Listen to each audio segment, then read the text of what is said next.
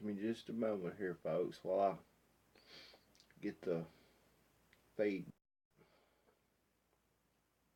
I had to run to the bathroom right quick. Drunk a little too much coffee this evening, I guess. So, yeah, give me just a second here.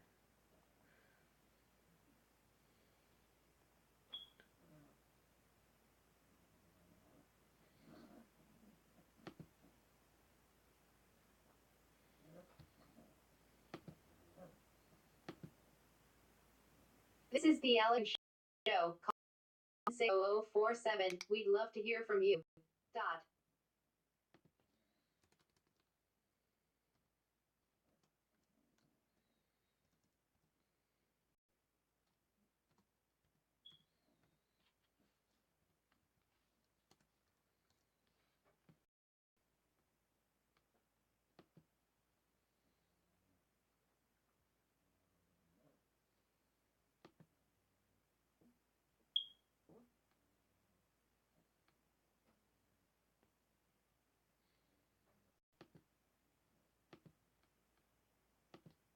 Good morning. I'm here today to announce that the program known as DACA that was effectuated under the Obama administration is being rescinded.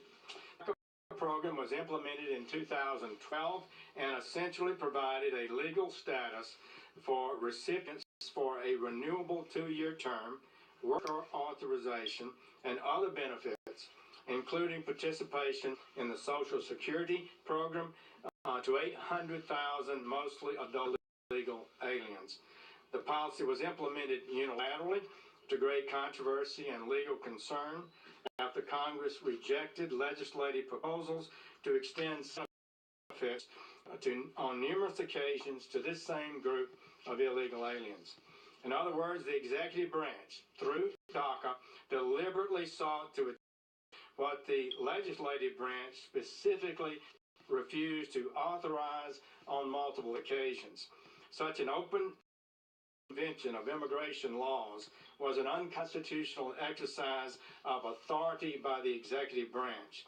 The effect of this unilateral executive amnesty, among other things, contributed to a surge of minors at the southern border that yielded terrible humanitarian consequences.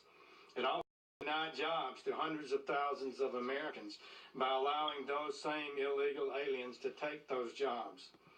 We inherited from our advanced and unsurpassed legal heritage, which is the foundation of our freedom, our safety, and our prosperity. As Attorney General, it is my duty to ensure that the laws of the United States are enforced and that the constitutional order is upheld. No greater good for the overall health and well-being of our republic than preserving and strengthening the impartial rule of law. Societies where the rule of law is treasured are societies that tend to flourish and succeed. Societies where the rule of law is subject to political whims and personal biases tend to become societies afflicted by corruption, poverty, and human suffering. To have a lawful system of immigration that serves the national interest, we cannot admit who would like to come here. It's that simple. That would be an open borders policy, and the American people have rightly rejected that. Therefore, the nation must set and enforce a limit on how many immigrants we admit each year, and that means all cannot be accepted. This does not mean they're bad people or that our nation disrespects or demeans them in any way. It means we are properly enforcing our laws as Congress has passed them. It is with these principles and duties in mind, and in light of imminent litigation, that we reviewed the Obama administration's DACA policy. Our collective wisdom is that the policy is vulnerable to the same legal and constitutional challenges that the courts recognize with respect to the DAPA program, which was enjoined on a nationwide basis in a decision that was affirmed by the Circuit Court of Appeals. The Fifth specifically concluded that DACA had not been implemented in a fashion that allowed sufficient discretion and that DAPA was closed by Congress's careful plan, close quote. In other words, the immigration law that Congress passed foreclosed this possibility of DACA. In other words, it was inconsistent with the Constitution's separation of powers. That was affirmed by the Supreme Court on an equally undivided basis. If we were to keep the Obama administration's executive amnesty policy, the likeliest outcome is that it would too be enjoined, just as was DAPA. The Department of Justice has advised the President and the Department of Homeland Security that the Department of Homeland an orderly, lawful wind down, including the cancellation of the memo that authorized this program. Acting Secretary Duke has chosen appropriately to initiate a wind down process. This will enable the Department of Homeland Security to conduct an orderly desire of this administration to create a time period for Congress to act should it so choose. We firmly believe this is the response path. Simply put, if we are to further our goal of strengthening the constitutional order and the rule of law in America, the Department of Justice cannot defend this overreach. George Washington University law professor Jonathan Turley, in testimony before the House Judiciary Committee, was clear about the enormous constitutional infirmities raised by this action. He said, quote, in his testimony, "In ordering this blanket exception, President Obama was nullified of a law that he simply disagreed. If a president can claim sweeping discretion to suspend key federal laws, the entire legislative process becomes little more than a pretense. The suspension of the legislative process not only under the authority branch, he's the legislative branch, but destabilizes the tripartite system as a whole. So this is not a little matter. Ending the previous administration's disrespect for the legislative process is an important first step. All immigration policies should serve the interest of the people of the United States, lawful immigrant and native-born alike. Congress should carefully and thoughtfully pursue the types of reforms that are right for the American people. Our nation is comprised of good and decent people who want their government's leaders to fulfill their promises and advance an immigration policy that serves the national interest. And we are people of law. But there is nothing compassionate about the failure to enforce immigration laws. Enforcing the law saves lives, protects communities and taxpayers, and prevents human suffering. Failure to enforce the laws in the past has put our nation at risk of crime and terrorism. The compassionate thing to do is end the lawlessness, enforce our laws, and if Congress chooses to make changes to those laws, to do so through the process set forth by our founders in a way that advances the interests of the American people.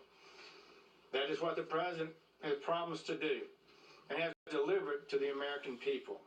Under President Trump's leadership, this administration has made great progress in a lawful and constitutional immigration system. This makes us safer and more secure.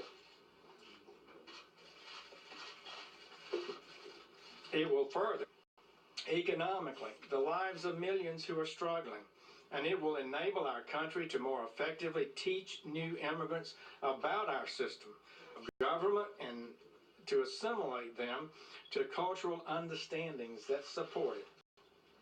The substantial progress in reducing immigration at our border seen in recent months is almost entirely due to the leadership of President Trump and his inspired immigration officers. But the problem is not yet solved, and without more action, we would see illegality rise again rather than be eliminated. As a candidate and now in office, President Trump has offered specific ideas and legislative solutions that will protect American workers, increase wages and salaries, defend the national security, ensure the public safety, and increase the general well-being of the American people. Closely with many members of Congress, including in the introduction of the RAISE Act, which would provide enormous benefits for our country. And this is how our democratic process works. There are many powerful interest groups in the country, and every one of them has a constitutional right to advocate their views and represent whomever they choose. But the Department of Justice does not represent any narrow interest or any subset of the American people. We represent all of the American people and protect the integrity of our Constitution. That is our charge. We at the Department of Justice are proud and honored to work to advance this vision for America and to do our best each day to ensure the safety and security of the American people. Thank you very much. Thank you. ABC News viewers, thanks for checking out our YouTube channel. Subscribe.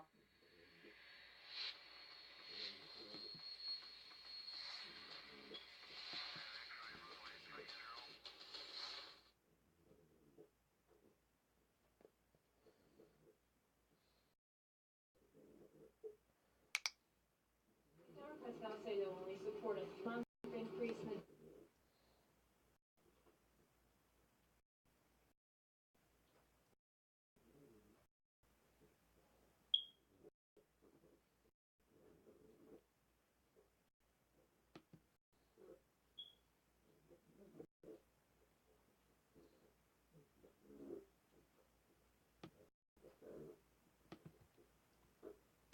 So is today's unexpected compromise a case of the deal President Trump?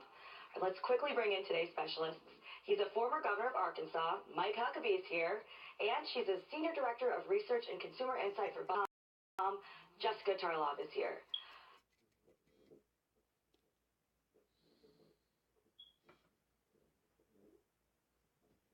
Governor Huckabee, I saw you laughing while Chuck Schumer was talking, so I thought that you might want to jump in. Well, I was wondering if Chuck Schumer is in the orthopedic ward, because I think his arm patting himself on the back for this extraordinary moment. It's just funny to watch Chuck Schumer. Pardon guy is and one of the big blocks to getting anything done. It was a smart move on the part of the president. This is something that was going to inevitably happen. The debt ceiling was going to increase. The Republicans don't have enough guts to not do it. The Democrats want to do it. Trump doesn't want to be bogged down with that battle while we've got two hurricanes on, and really more important things like true tax reform, getting Obamacare repealed and replaced, and all the other things that should be on the agenda. So this was good politics. It gives Trump an opportunity to say, I'm not the guy that just blocks everything. And he also knows this, Kat. He's dealing with a bunch of incompetent Republicans who were so completely impotent that a year's supply of political Viagra would not make them capable of getting something done. Governor Huckabee in the house. I'm sick of the Republicans in Congress. They are utterly worthless in getting something done. They have the House, they've got the Senate, and they got a president that'll sign the bills. They have the numbers to get something done, and they can't even get together on changing the doggone tax code. I'm done with them. Do you think this was a good thing, David? Yeah, because I think, and by the way, for everything I'm about to say, I'll just to see the former speaker or on the show. Look, it's the art of the deal. Here's what we have. They were going to do this no matter what. Governor Huckabee's right. They were going to have this debt ceiling raised. We were going to see the midnight vote. We're going to see all of this play out. Now that's taken off the table. Now they can focus on tax reform, and the president's out on this. Whether it's the Three Easy Pieces initiative, that just requires a 51 vote majority. That gives us three pieces that reforms taxes for Americans. Whether it's other issues, but when it comes to health care, they're not prepared. And now he has political capital because he has something else. He has Chuck Schumer patting himself on the back repeatedly. The most partisan hack, there's no other way to say it, in the Democrat side is Chuck Schumer, the new Harry Reid. So Trump's laid this out, and I think we're seeing the beginning of a negotiation. Do you think, Jessica, though, that this will actually matter when it comes to Democrats? Will they be any more likely to compromise with President Trump because of Absolutely this? not. It's just another win. I mean, the Democrats, for being in the minority completely, right, House, Senate, no presidency, have gotten an incredible amount done, or at least stopped an incredible amount with health care, the tax reform push that he has going. I think it's smart to be out there with Heidi Heitkamp, and that's something she needs to do. And 9 other Democrats in red states that Trump took also needs to be talking to him more and at least appearing to be willing to compromise. But the Democrats have completely and utterly gamed the Republicans time and time again, and that's the frustration you see with Mitch McConnell and Paul Ryan. They have the numbers. They can't get it done. Tax reform, I think, more likely numbers-wise because they all want a tax cut for individuals in corporate rate. But then you have President Trump out there talking about a 15% rate when Paul Ryan says actually 25% is what's reasonable there. And I think that you are also continuing to see the fact that Donald Trump has no interest in being part of any party. He is a party of one, and his base, that 30 to 35%, they don't have an allegiance either. They just go with Trump. And I don't know what that means for the Republicans in 2018 and 2020. What is the Republican? Let me get Ebony in here. Well, I'll piggyback. I think you're frustrated of many of my Republican friends, Governor. What is it exactly? Wants, and what are they willing to do? What capital are they to spend to make it happen? And I think it's very, very. In terms of what the president did today, Kat, I think pick your battles has never had more meaning. This was not a smart battle to pick. It was going to get done anyways. Everyone has already articulated.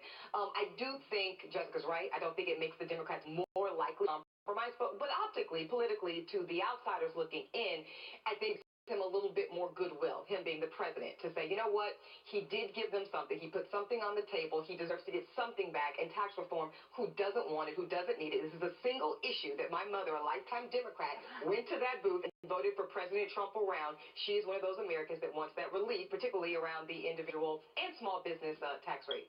Yeah, politically speaking, he could say, well, I compromise with you guys, and you won't compromise. It'll go beyond that. There's a difference when you have a congressional approval rating of 9 to 13%, depending what pollster you're looking at, and nothing's going to make them seem like decent human beings. To the governor's initial point there, and I don't use the word hack, but certainly we use the word partisan when we're talking about any of the leadership, and frankly, most of the foot soldiers. I mean, people line up and they vote with their party, and that's getting to be an incredibly complicated approach when we have 40% of Americans identifying as independent. You know, they, as Ebony well knows, I mean, you usually lean one way or the other because you came from one of the parties. But Americans don't speak in just language of Democrats and Republicans anymore. And I don't know where you go from there with parties that only talk that way. I don't think they're speaking the language of their parties. I think that's the problem. They're not speaking the language of their parties. They're speaking the language of their D.C. donors. Yeah.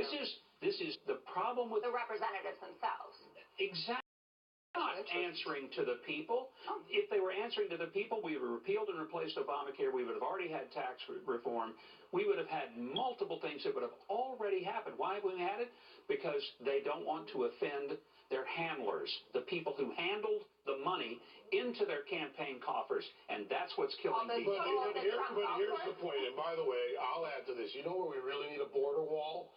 Between K Street and every building where there's a congressman. Yeah. Look, that shouldn't do a victory lap on this either, because we know what will happen next. What we have are the optics of it. Trump has the opportunity to turn the optics. The one thing about Donald Trump that I love about him, no matter what you say about him, he's not the weenie, squishy fish Republicans who will run for corner and say, no, I'm not, and scream about it. He stands up, looks you right in the eye, looks the nation right in the eye, and Chuck Schumer may do his pat on the back routine, but he better get his arm fixed because he's not going to be doing it for much longer. Let me make this point about these representatives. It's about who they're afraid of. And you're exactly right. They're not afraid of their constituents voting them out of office. They're afraid of those donors' checkbooks or not being able to run for re-election. And that's the problem. I think the minute that the constituents have the power again, we'll see a different Washington. Yeah, I also think that it needs to be said, because no one says it, I am concerned about the national debt.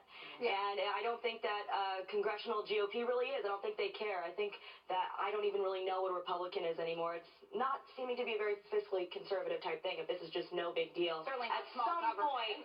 Certainly not small government. Well, at some point, we'll need to balance the budget. Certainly Donald Trump wants an infrastructure bill the same size as the Democrats. Jessica, you're simplifying it, and it's nice to do as a Democrat. But when you look at some of the structural things that are being done in D.C., CDC, reducing the size of the EPA, the 500 people sanctioned or fired at the VA, the fact that the 700 people in the Pentagon that were transitioned from under Obama from political appointments to jobs positions that are now being considered how to get rid of them. Trump is also innovating. He's looking for ways to bring government into more efficiency. You fix the tax code, you simplify the tax So code, he's you also not bring filling down the hours. positions because he's trying to keep No, things Jessica, lean it's not and- that simple. Look, it's I know easy Democrats talking are just points, too but simple. unfortunately, I'm not using a talking point, David. I spend a lot of time every week actually looking into policy, not looking into the quick points. And the fact is that you've got to take time to do this. And over time, I think you will really see a reduction in the government size and its scope, and you will see more efficiency based on what's being done by the different bureaus and departments. For now, we're still spending too much and more on wars and all this stuff that we shouldn't be getting involved in. We sure are, buddy.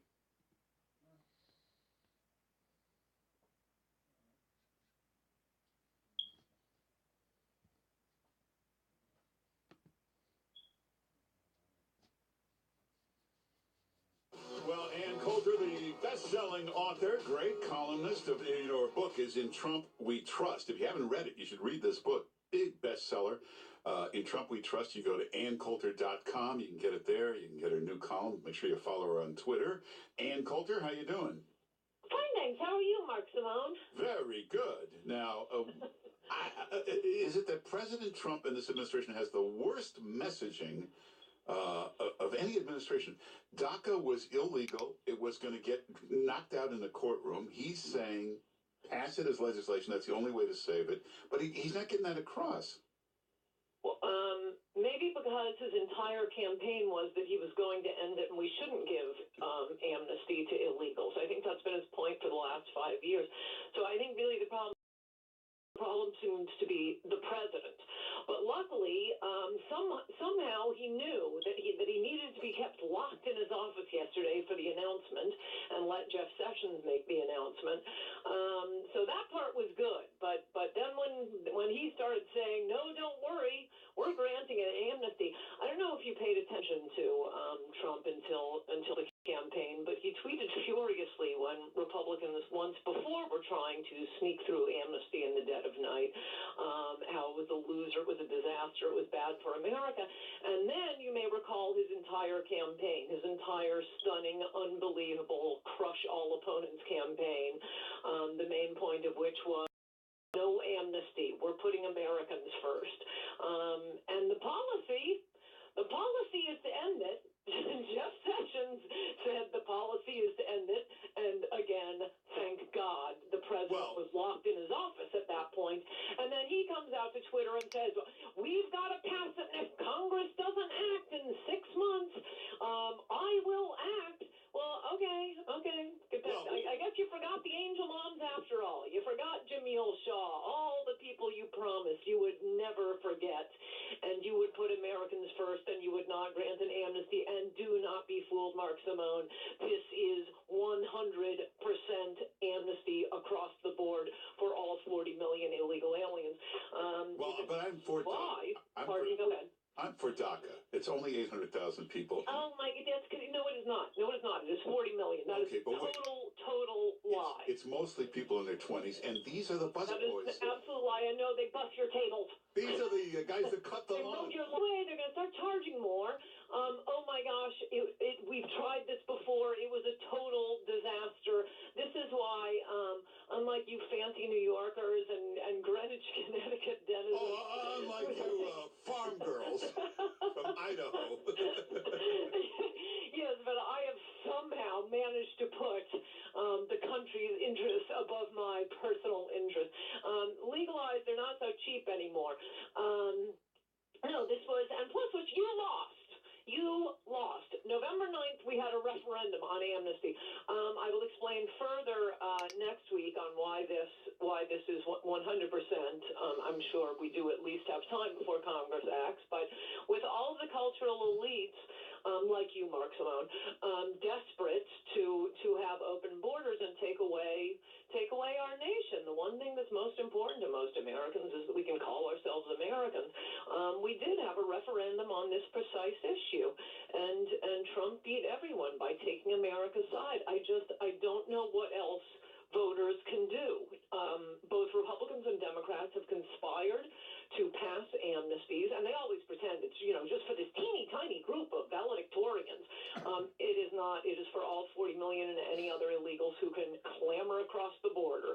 I promise you 100% that is what it will be. And I will give you examples if you want. And all three times, even with the media, even with the conservative media hiding what Congress was even doing, somehow the American people got wind of these three amnesties, called in, shut down the congressional switchboard.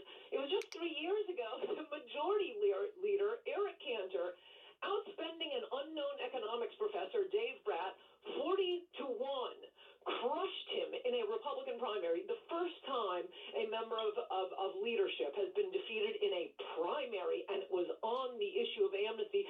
And now, if you needed any more proof, the American people have put this utterly implausible candidate in the White House because he was the only one who would take America's side on immigration. That is how he won. No, the media and Hillary kept saying, bringing up his personal baggage and Access Hollywood and the things he said about Rosie O'Donnell and his bankruptcies and his 3 marriages and his vulgarity and insanity and everything else. And the American people said, we don't care. This is the agenda we want. You can run Zippy the Chimp if he tells us he'll build a wall and deport illegals. This is how he won. So my hat's off to whomever it was in the White House who locked Trump in the Oval Office long enough for Jeff Sessions to make the announcement. Well, you can claim that's how he won, but if you read this Hillary Clinton book, you're laughing. Wait, is it out? It's coming out, but you're laughing. But she lays out 5 very specific reasons why she lost.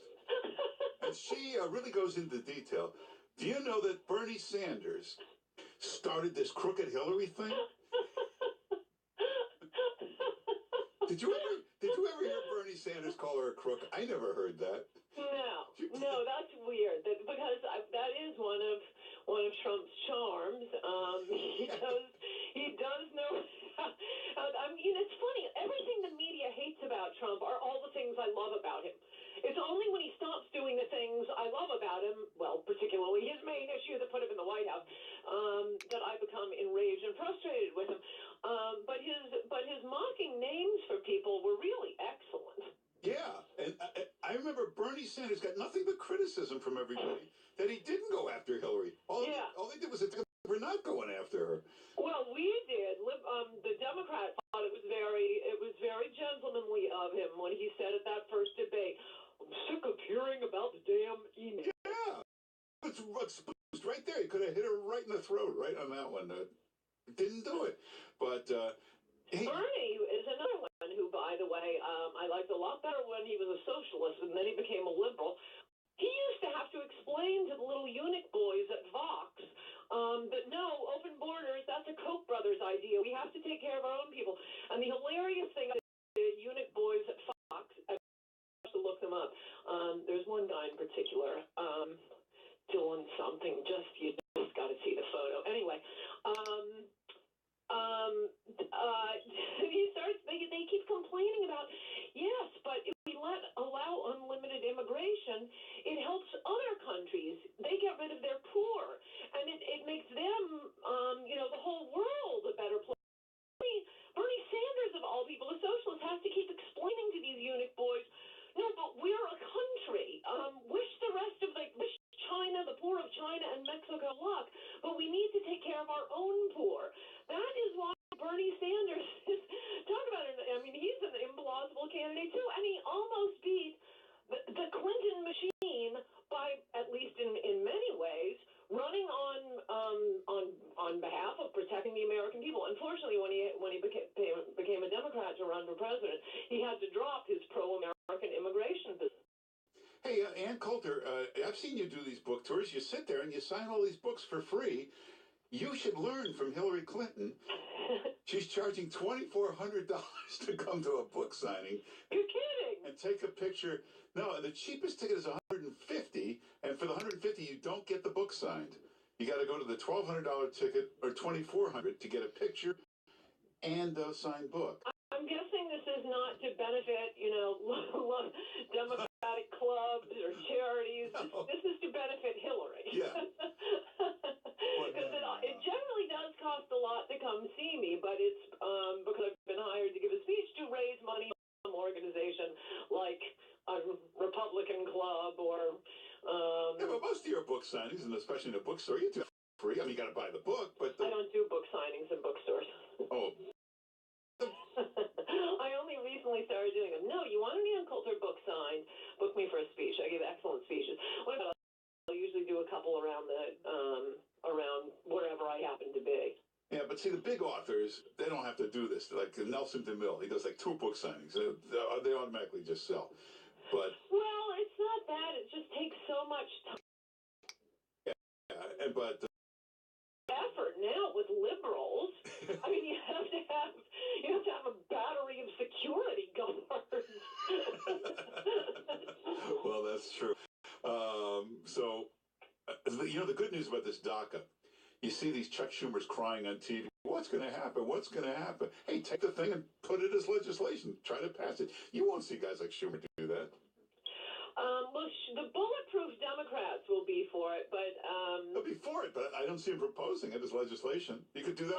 I think that they definitely will. Oh my gosh, the Democrats in 2 years, that's the end of the Republican Party. The Republican Party could just rename itself the Satanist Party. All the likelihood they have of winning. Luckily, it'll probably be the end of the Democratic Party too. It'll be. Years ago, the head of Singapore said that he was restricting immigration because the problem with multicultural societies, multi-ethnic societies, as he said, is people stop voting their social and economic interests. They vote their ethnic group. And man, do you see that in California. It's not, the Republican Party is dead. It's the way it will be. There's no Republican Party in the entire state of California. But the Democratic Party isn't exactly, the Nancy Pelosi Democratic Party. It's the Hispanic Democrat, the Black Democrats. Soon it will be the Muslim Democrats. So the good news is both parties will be finished. Yeah. I hate to say it, but we're out of time. But everybody should go to AnnCoulter.com. Make sure you sign up because you'll get the new column. New column comes out tonight, right? Yes, it does. First DACA column, right? Well, no, it's like Groundhog Day with immigration. How long do we have to have this argument? No, but it'll be a good column. You won't want to miss this. And then you won't want to miss it. Follow Ann Coulter on Facebook and Twitter and get her book, In Trump We Trust. But just go to AnnCoulter.com. You can get everything. And send a copy to Trump. Send him a copy. Coulter, thanks. Good to talk to you, Mark Simone. Bye-bye. Take care.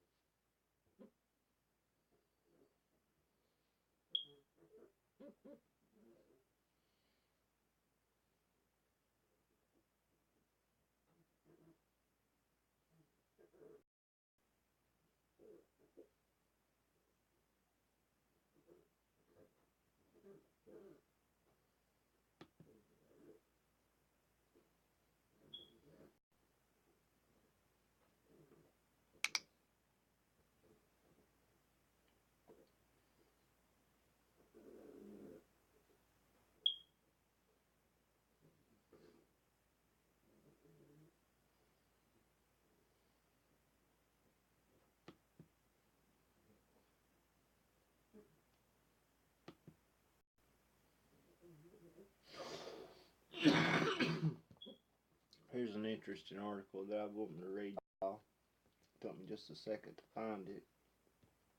I kind of forgot about it. I was gonna save these couple articles earlier today, but I've been so busy it kind of slipped my mind, and I was just all of a sudden reminded of it.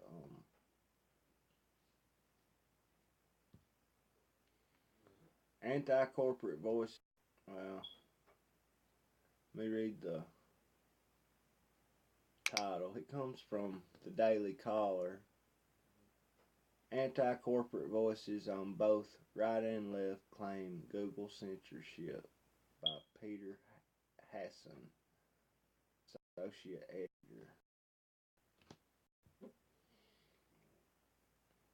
Anti-corporate voices across the ideological spectrum are claiming that Google is attempting to silence them for their political positions. Barry Lynn, a senior fellow at the New American Foundation think tank funded by Google, says he lost his job this week as a result of his research critical of Google, which Lynn says considered a monopoly. Quote, every day I see people waking up to the power of Google, Facebook, and Amazon. We have to do something as a people. We have to do something through our government and the power of these companies, end quote. Lynn told The Guardian.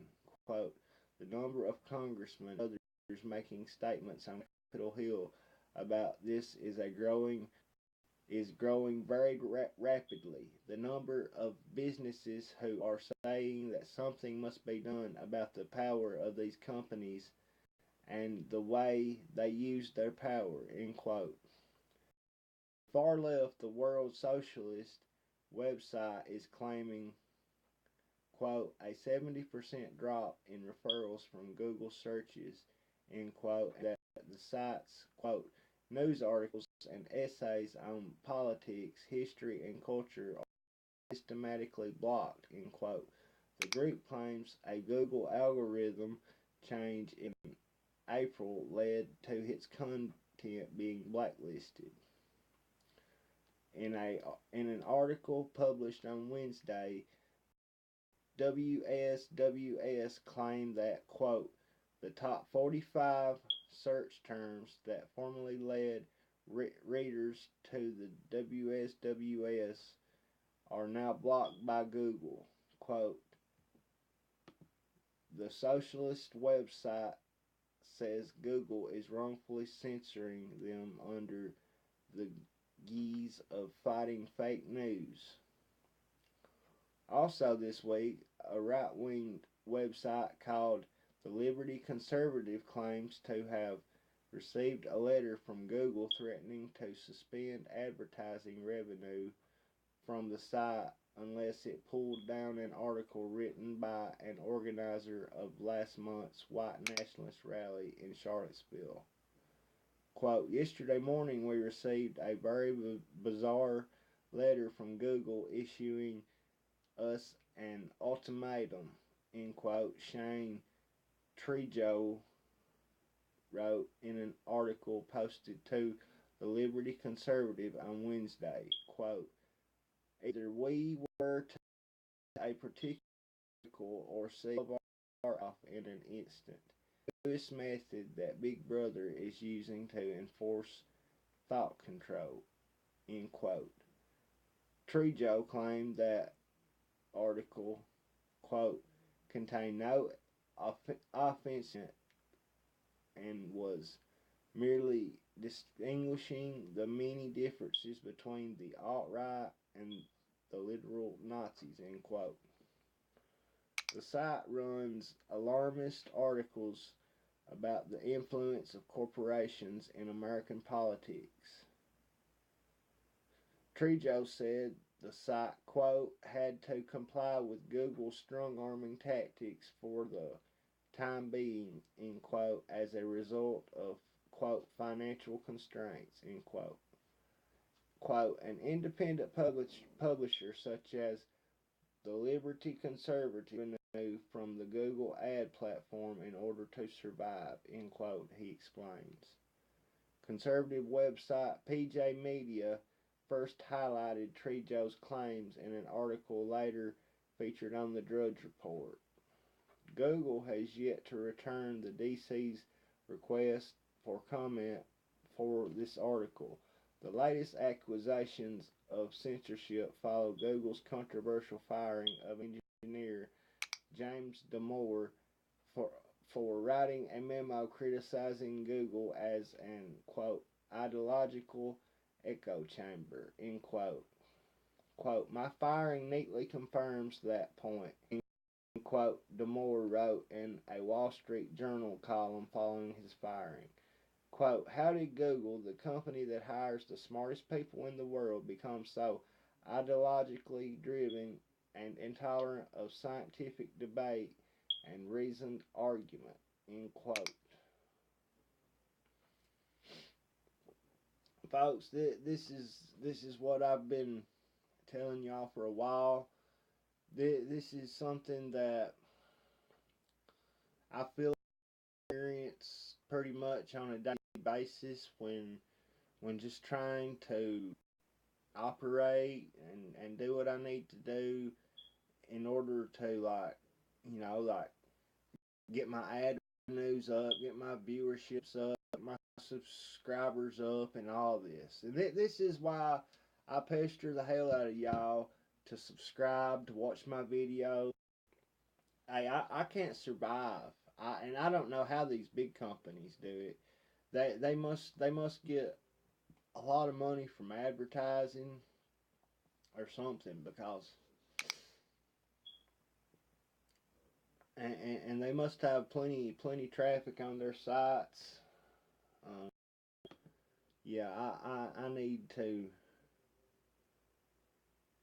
get my viewership up. I need to get my subscribers up. Please just share those articles. Tell your friends and family. AlexMorganShow.com. Go buy your little baby cousin a t-shirt. Buy your brother a t-shirt. Buy your mom a carry bag. I'm Deacon Keith Fournier. I'm the editor-in-chief and general legal counsel of Catholic Online, and I have some disturbing news and an urgent request for your assistance. Every day I have the privilege of proclaiming the gospel, Bible readings on the channel of the YouTube network.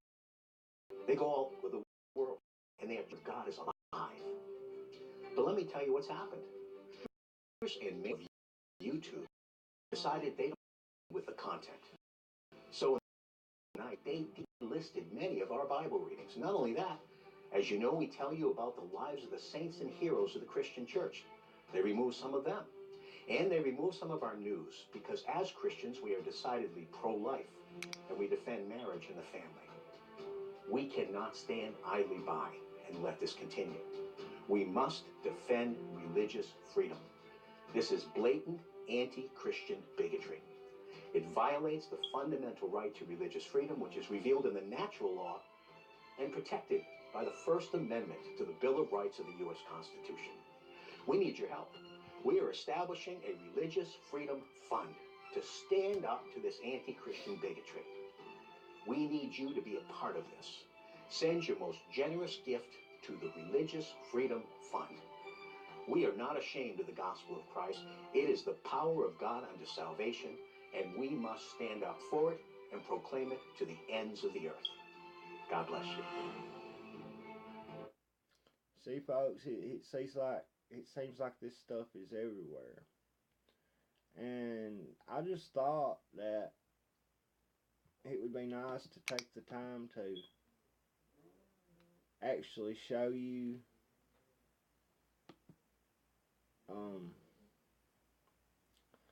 the censorship that I can see. I mean, from my own eyes on my own computer screen. What I can prove. Here's just what I can prove, okay? And I'm just gonna go ahead and go on here and make this point.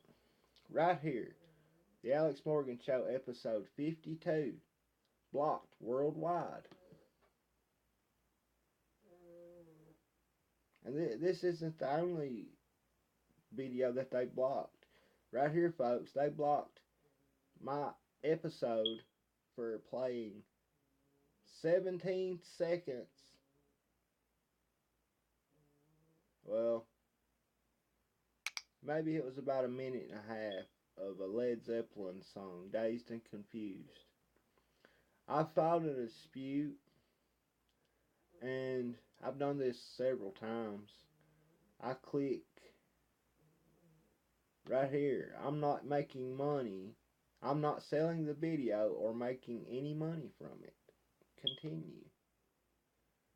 And, you know, it just keeps going on and on.